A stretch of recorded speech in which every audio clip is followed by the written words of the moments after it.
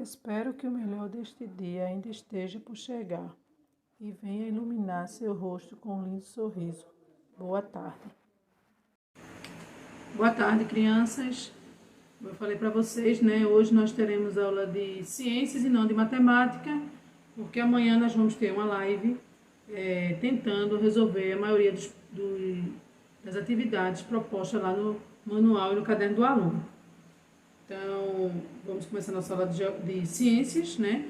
Lembrando que não terá tarefa para casa, vocês vão só aqui a correção da que foi a semana passada, e a que nós vamos fazer no manual vai ser só do manual, não vai ter caderno do aluno para vocês fazerem, tá certo?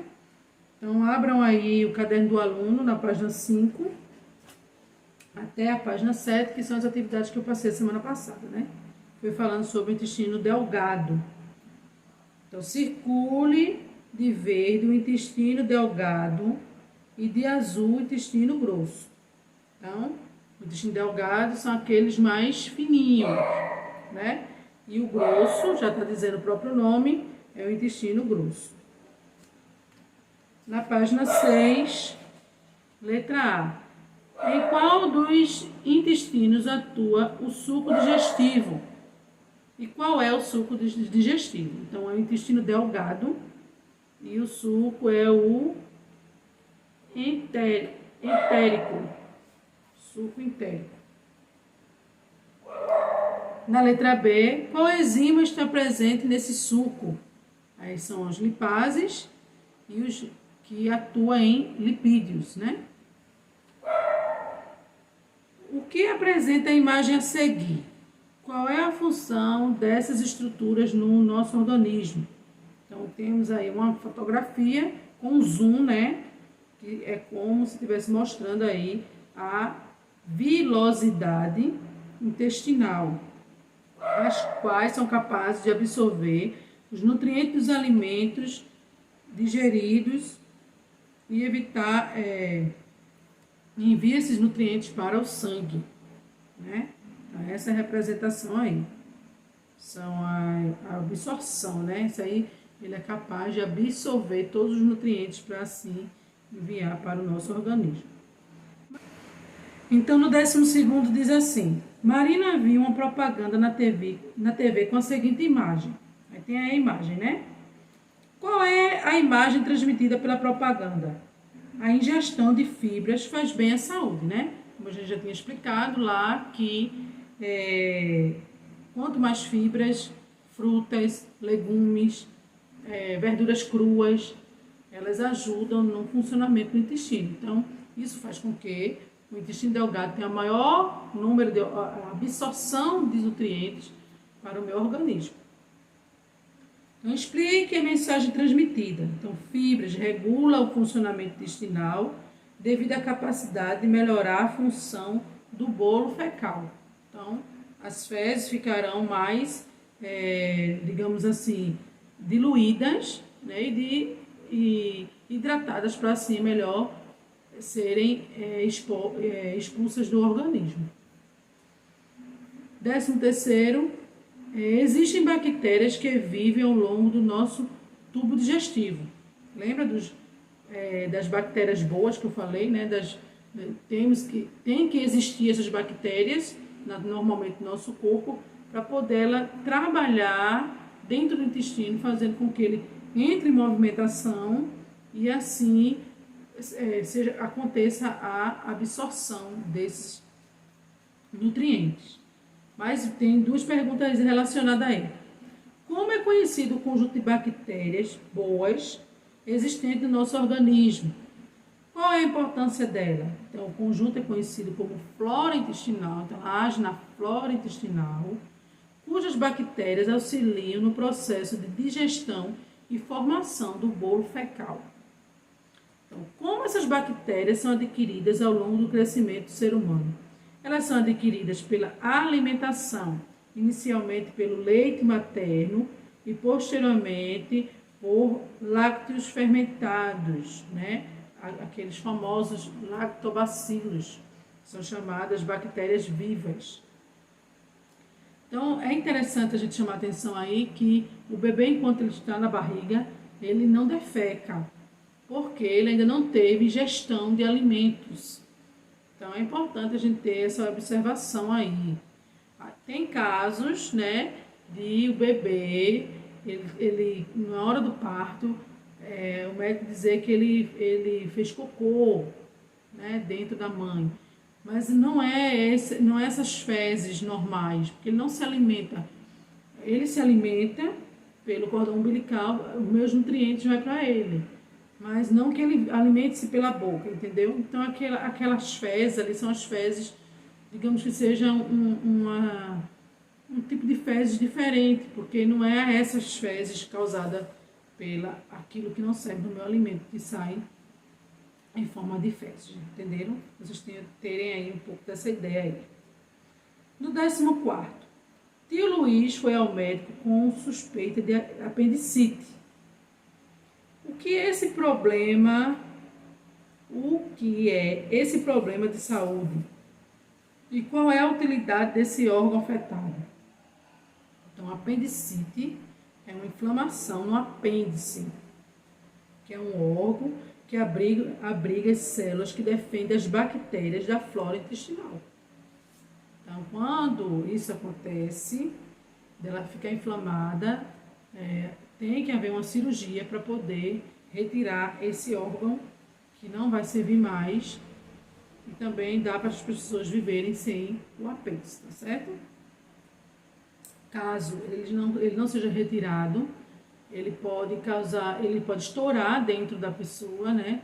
E causar uma inflamação, uma generalização de como é que eu posso dizer? Inflamação dentro da pessoa e pode levar a óbito. Então é importante que qualquer dor assim, estiver sentindo no pé da barriga, insistente, com diarreia, essas fortes dores, é bom procurar ligeiramente o médico para não correr esse risco. A última questão, assinale com X a alternativa correta sobre o intestino grosso. Ele é formado e armazena o bolo fecal até a eliminação pelo reto. Então, o intestino grosso, onde fica armazenadas as fezes, até a hora da eliminação. Então, essa aí foi a resposta. Hoje nós vamos ver assunto novo sobre os pulmões e o sistema respiratório. Tá certo? Então, vamos lá, peguem o manual do aluno para nós começarmos a nossa aula.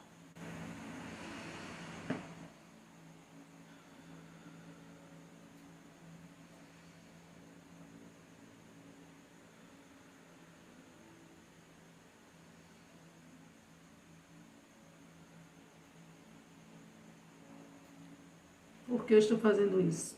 Porque nós hoje vamos falar sobre o sistema respiratório, o movimento que faz os nossos pulmões enquanto nós fazemos esse movimento de inspiração e expiração. Então, o movimento de inspiração é aquele que eu coloco o ar oxigenado para dentro, ele faz a troca de gases dentro dos meus pulmões e sai um outro gás, que é o gás carbônico. Então, eu trouxe um esqueminha para vocês, mostrando aí um resuminho sobre esses dois tipos desse movimento de respiração. Então, vamos lá, depois a gente começa a nossa atividade. Respiração. O ar deverá entrar pela boca e pelo nariz, passando pela faringe, laringe, traqueia e brônquios, enchendo os pulmões. O tórax se expandirá em maior volume na sua base, o que será propiciado pelas últimas costelas, as flutuantes. O diafragma, músculo que separa o tórax do abdômen, vai descer e cuidar do ar inspirado. É preciso fazer uma pressão para baixo e todo o abdômen sofrerá uma tensão. Seguramos este ar, que estará oxigenando nosso sangue por alguns segundos. Com a pressão muscular mantida no diafragma, e o cuidado de não pressionar as cordas e os músculos do rosto, que deverão estar relaxados. Continuando, iremos permitir a saída do ar, mantendo a pressão até que os pulmões se esvaziem.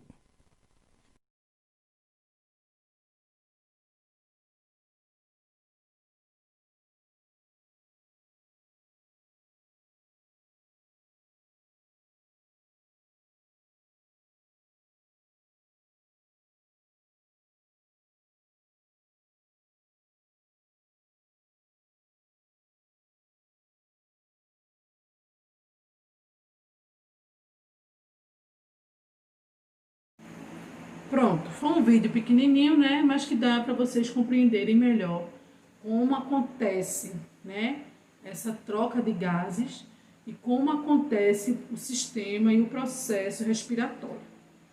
Então, aqui no livro de vocês, a partir da página 23, nós hoje vamos dar introdução a esse assunto e vamos dar continuidade na próxima aula. Temos algumas curiosidades hoje também para a gente tirar sobre respiração, né? Sabendo que a grande pandemia aí mundial está sendo sofrida em nosso mundo, ela tem afetado os pulmões, né? Pessoas que têm outros tipos de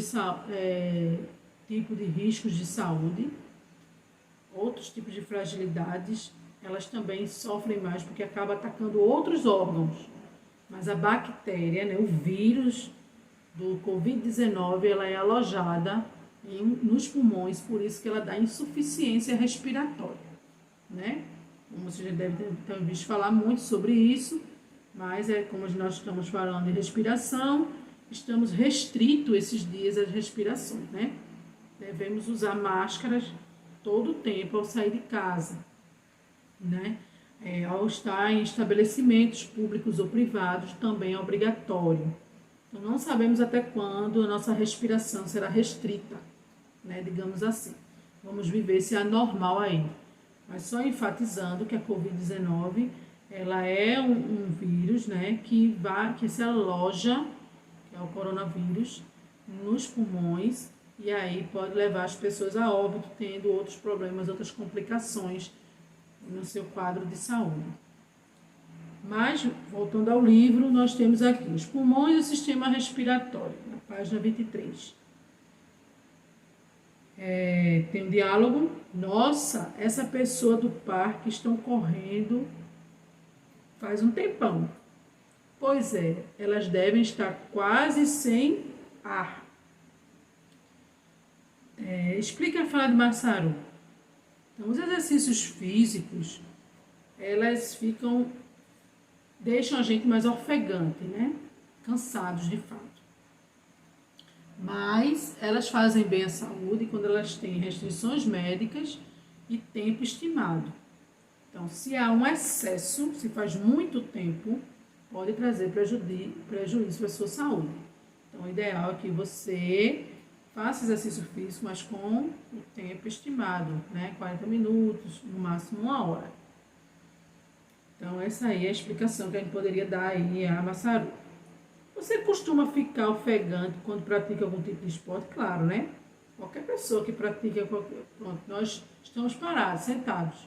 Se eu sair daqui e andar 10 metros e depois voltar mais 10, né? Que 10 para ir, 10 para voltar, eu vou sentar ofegante. É natural, porque ali eu vou estar forçando a minha respiração e isso vai trazer talvez um desconforto respiratório. É saudável fazer exercícios físicos com excesso? Não, né? Tem que ser moderadamente, tem que ser no tempo certo. Então, é bom que as pessoas que fazem, que têm esse costume, elas tenham orientações, né? De pessoas físicas, né? De pessoas atletas, pessoas da área de saúde, fisioterapeutas, para que estime um horário, para que não venha ser usado com excesso, para não ser prejudicial ao corpo, né, à nossa saúde. Aí tem aqui uma explicação, né, que é praticamente lá o que foi explicado no esqueminha que eu mostrei a vocês lá, a explicação. E é importante a gente lembrar que o ritmo da nossa vida também é o ritmo dos batimentos cardíacos e também respiratórios, que é uma coisa liga a outra, né? Nós vamos ver depois o sistema circulatório que anda junto com o sistema respiratório. Então, ambos estão entrelaçados. Então, por exemplo, uma pessoa que é hipertensa, tem pressão alta, ela tem, às vezes, se ela tiver um excesso de exercício físico, por exemplo, ela pode sofrer um desconforto, uma complicação, dores no peito, cansaço excessivo por causa do seu órgão que também já está comprometido com a pressão alta. Então, uma coisa leva a outra, né? Mas a explicação diz assim: o sistema respiratório é responsável por captar oxigênio do meio externo e eliminar o gás carbônico, resíduo do metabolismo celular do organismo. Já o sistema cardiovascular transporta os gases entre o sistema respiratório e as células do organismo por meio do sangue. Então, essa oxigenação aí, ela é cerebral e também sanguínea, né? O cérebro tem que estar oxigenado e o sangue também. E temos aqui, troque ideias com os colegas para justificar a resposta que você deu na atividade 4, né? Que nós já falamos sobre o excesso de atividades físicas. Aqui ainda, né, falando sobre os movimentos, nós temos aí, Otávio comentou com os colegas que sua tia lhe explicou os movimentos da respiração.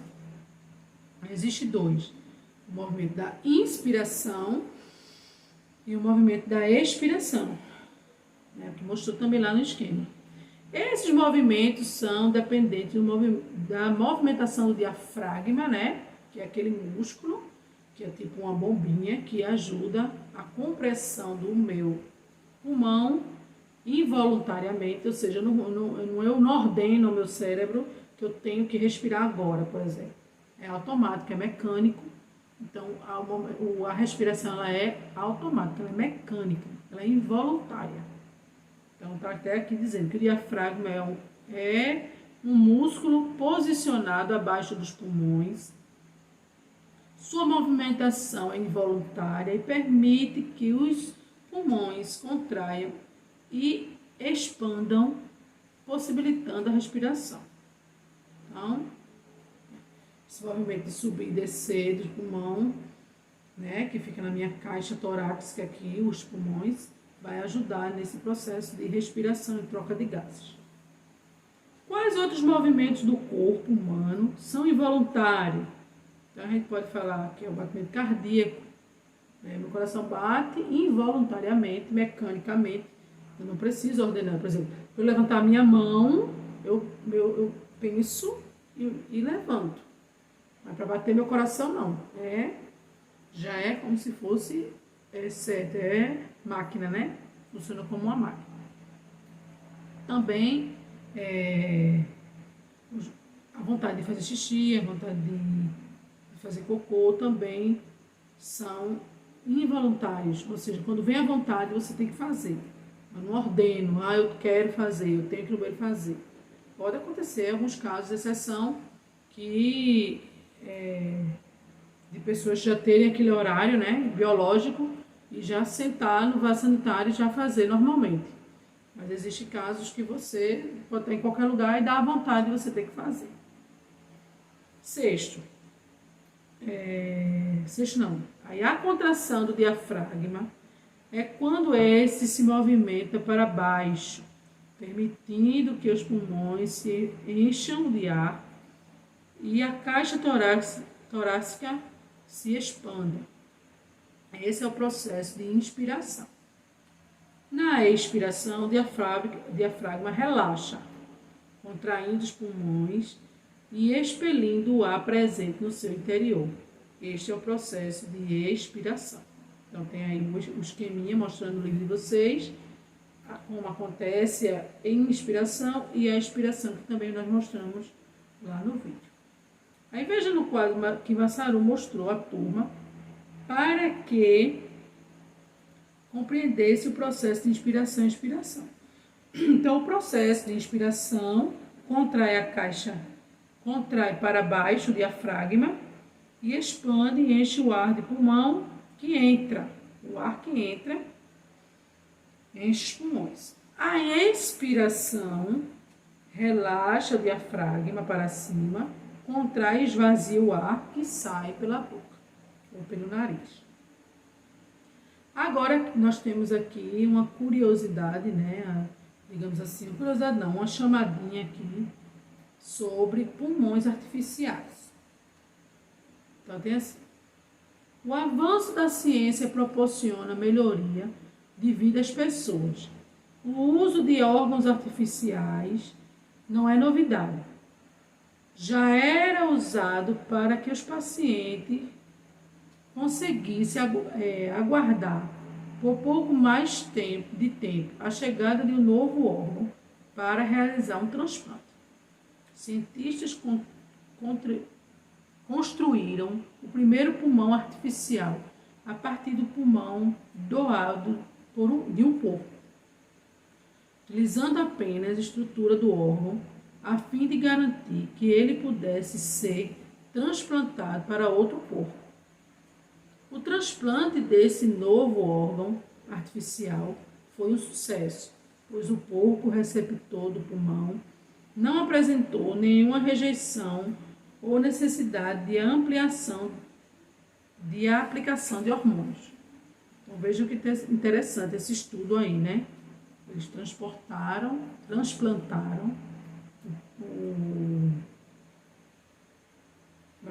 o pulmão bom de um porco para outro que tirou o doente e colocou um bom para ver o que acontecia. E os cientistas acreditam que o transplante de pulmão possa ser utilizado em humanos em um futuro mais distante, não muito distante, tendo em vista que as pesquisas são promissoras. Para a sociedade, esse fato gera alívio, uma vez que as filas de espera do órgão são muito longas. Atualmente, dependendo do órgão, as pessoas aguardam por mais de décadas para receber um transplante. Em alguns casos, a espera não gera a sobrevivência do paciente. Então, é muito comum você ver pessoas que sofrem de problemas renais, passam anos esperando um rins pelo menos, né? Porque a gente sobrevive só com rins, e elas não conseguem ser transplantadas e chegam a falecer, né?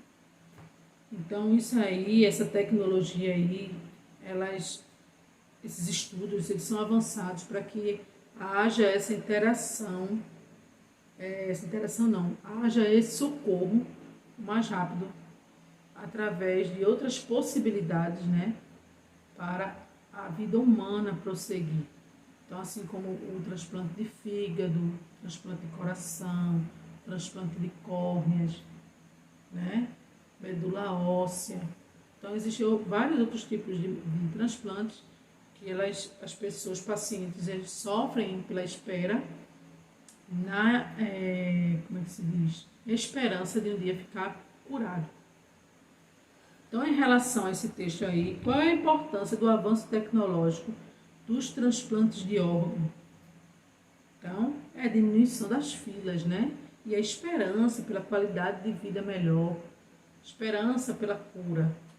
Então, é importante aí esse avanço tecnológico que se estude, se confirme que, de fato, é importante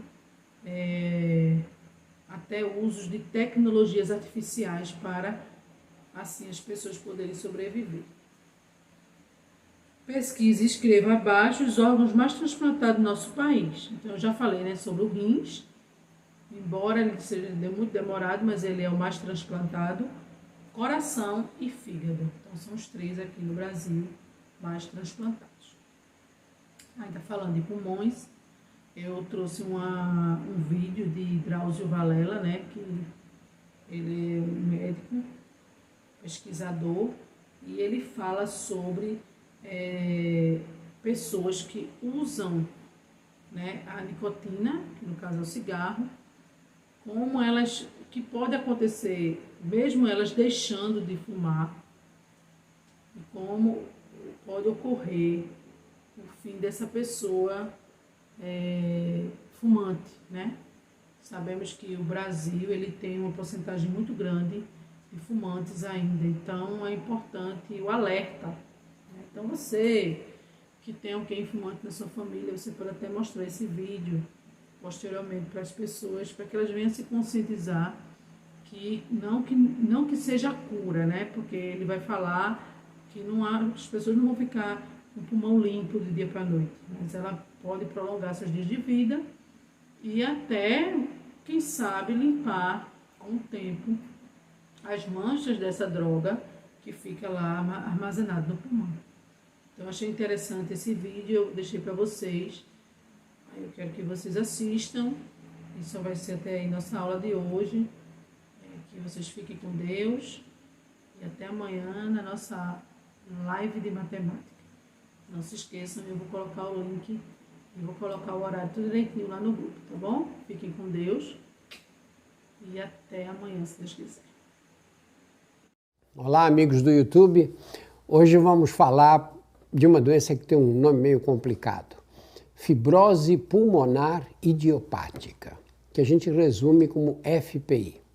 A fibrose pulmonar idiopática tem esse nome complicado, mas se a gente analisar cada palavra, vamos conseguir entender o que significa. Fibrose é a formação de cicatrizes em um órgão ou tecido. No caso da FPI, essa fibrose ocorre no pulmão, por isso é uma fibrose pulmonar. E é idiopática porque esse é o termo que nós usamos para designar doenças que têm a causa desconhecida. Imagine que você cortou um dedo. Passa um tempo, fica aquela cicatriz, né? Com uma cicatriz pequena no dedo, a gente não sente diferença nenhuma. Mas esse tecido de cicatriz não é exatamente o mesmo tecido que a pele possuía antes do machucado. Geralmente o tecido cicatricial não tem muita elasticidade, ele é meio rígido, né? E é aí que começa o problema da fibrose quando acontece nos pulmões, porque eles precisam se expandir, eles precisam se contrair e expandir e permitir as trocas gasosas que são vitais para o organismo. Dificuldade para respirar, tosse seca e falta de ar são os primeiros indícios de que alguma coisa está errada. A fibrose pulmonar é uma doença sem cura e ela é progressiva, ou seja, os pulmões vão gradualmente perdendo a capacidade de captar o oxigênio que nutre as nossas células. A diminuição da capacidade pulmonar é natural com o envelhecimento. Uma pessoa normal, sem a fibrose pulmonar, perde cerca de 30 a 65 ml da capacidade pulmonar por ano. 30 a 65. Ao passo que um paciente com fibrose pulmonar idiopática perde cerca de 150 a 280 ml, quase 4 vezes mais. A fibrose pulmonar idiopática é uma doença rara que atinge de 14 a 43 pessoas em cada 100 mil. Quer dizer, em cada 100 mil pessoas, 14 a 43 vão ter a doença. Embora a causa seja desconhecida, há alguns fatores de risco que contribuem para o desenvolvimento desse tipo de fibrose. São eles: tabagismo, infecções virais crônicas, exposição a poluentes ambientais, refluxo gastroesofágico. É uma causa importante e geralmente desconhecida. Histórico familiar e idade acima de 50 anos. A idade, aliás, é uma das causas do diagnóstico tardio, porque muitas vezes os familiares e até o próprio paciente consideram aquele cansaço nas atividades do dia a dia um reflexo da velhice.